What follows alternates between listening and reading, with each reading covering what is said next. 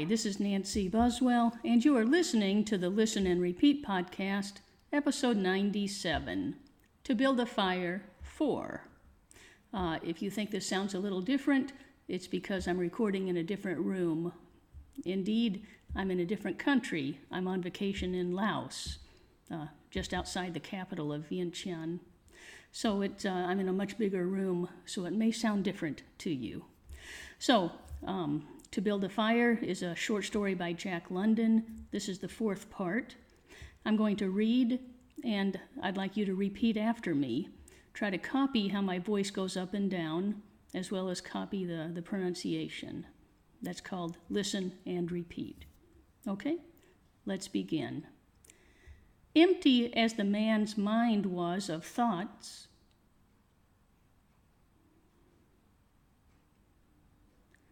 he was keenly observant, and he noticed the changes in the creek, the curves and bends and timber jams. And always he sharply noted where he placed his feet.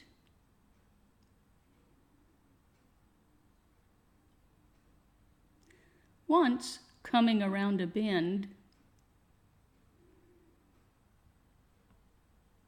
he shied abruptly like a startled horse.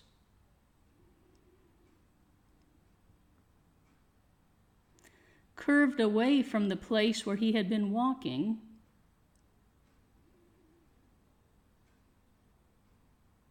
and retreated several paces back along the trail.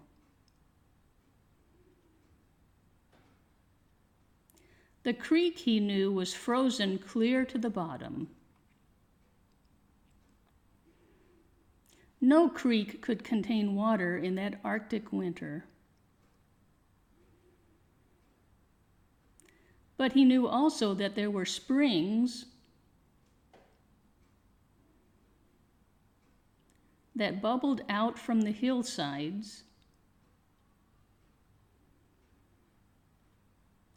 and ran along under the snow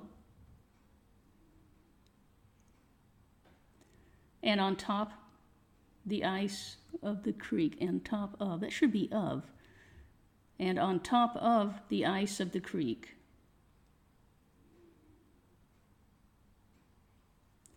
He knew that the coldest snaps never froze these springs. And he knew likewise their danger. They were traps. They hid pools of water under the snow that might be 3 inches deep or 3 feet.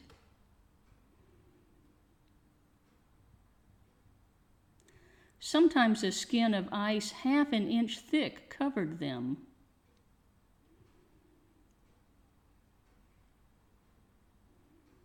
And in turn was covered by the snow.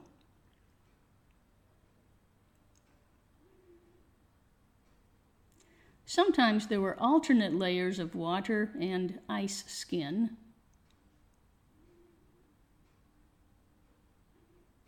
Yeah, he made that word up, ice skin or ice skin. He made that up.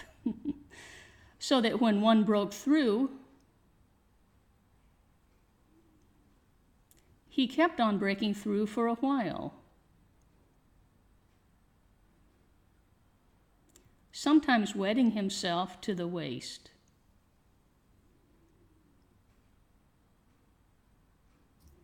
That was why he had shied in such a panic. That's the second time he's used shied. That's a special word used with horses when they're afraid. He had felt the give under his feet and heard the crackle of a snow-hidden ice skin.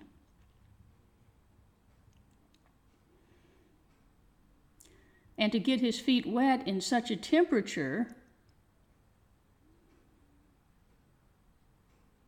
meant trouble and danger. At the very least, it meant delay, for he would be forced to stop and build a fire. Build a fire, that's almost the name of this. The name of this is To Build a Fire. I think they're telling us what's going to come in the future of this story.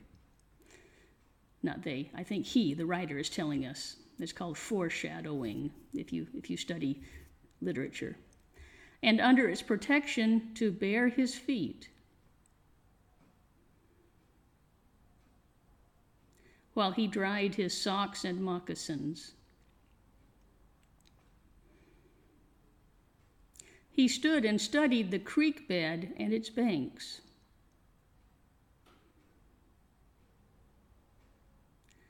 And decided that the flow of water came from the right. He reflected a while, rubbing his nose and cheeks, then skirted to the left, stepping gingerly and testing the footing for each step.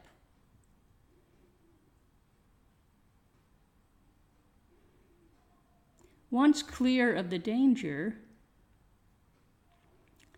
he took a fresh chew of tobacco and swung along at his 4-mile gait. In the course of the next 2 hours, he came upon several similar traps. Usually the snow above the hidden pools had a sunken, candied appearance that advertised the danger. I've never seen the word candied before. It looks like it means like candy, but I'm not sure what that means in this context. Once again, however, he had a close call. And once, suspecting danger, he compelled the dog to go on in front. The dog did not want to go. It hung back until the man shoved it forward.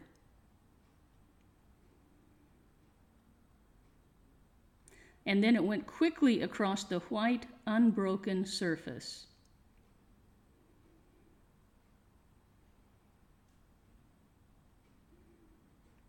Suddenly it broke through, floundered to one side, and got away to firmer footing.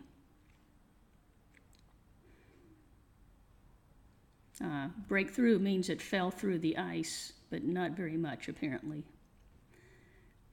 It had wet its 4 feet and legs,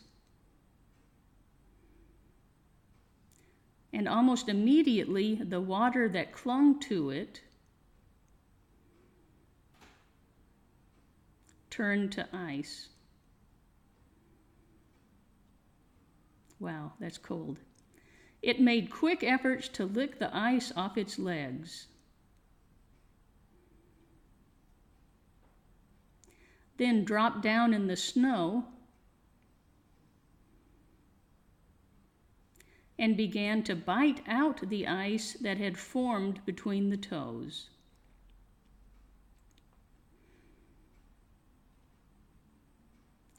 This was a matter of instinct. To permit the ice to remain would mean sore feet. It did not know this. It merely obeyed the mysterious prompting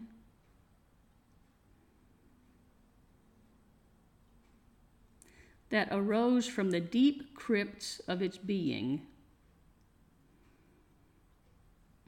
and that's an uncommon word, crypt. But the man knew, having achieved a judgment on the subject, and he removed, having achieved a judgment on the subject. I'm sorry, I just noticed that. I wonder what that means, a judgment. The man knew. How did the man know? Maybe he just like the dog, he guessed. Or maybe someone told him. Okay, sorry about that. Let's go on. And he removed the mitten from his right hand and helped tear out the ice particles. He did not expose his fingers more than a minute, and was astonished at the swift numbness that smote them. Smote is very old English. It's the past tense of smite. Of course, smite is Old English, that hit. It means to hit. It certainly was cold. He pulled on the mitten hastily and beat the hand savagely across his chest.